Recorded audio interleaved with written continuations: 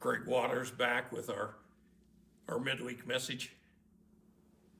I thought this was an absolute scream. It was posted both at the top and the bottom of a set of stairs in a university. It reads, please, when using the stairs, stay to the right when going up, stay to the left when coming down. This will keep people from running into each other. Really? How long do you suppose it took before someone figured out that this didn't work well at all? How long? I'll bet not long. Isaiah 40, verses 21 and 22, one of my favorite sets of verses. Do you not know? Have you not heard? Has it not been told you from the beginning? Have you not understood since the earth was founded? He sits enthroned above the circle of the earth, and its people are like grasshoppers. All too often we forget who we are, don't we? Who we are and what we are. We think we're God, that we sit in the seat of authority, that it's our whims and our wishes that rule. This is what happened at the fall.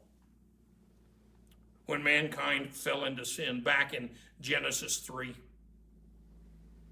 In the Garden of Eden, the serpent told Eve, then you will know you will be like God. And she took and ate and thought she was God. Adam likewise took and ate, and he too became like God. Now that's my paraphrase of what happened.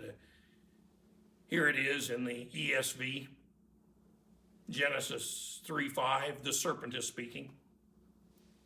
For God knows that when you eat from it, your eyes will be opened, and you will be like God, knowing good and evil.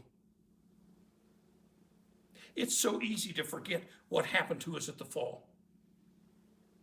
And so often it's good to be reminded.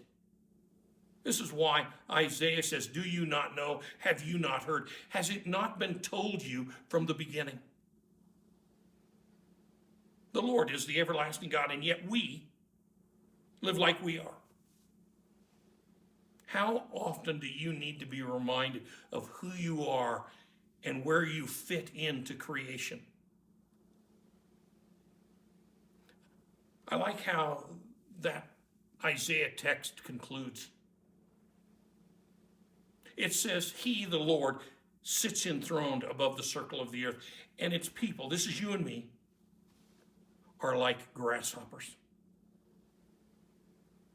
We are sometimes too big for our britches.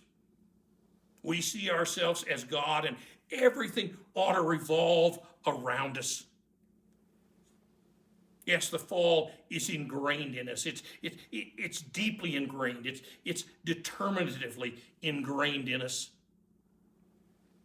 James writes, chapter 4, verses 6 and 7.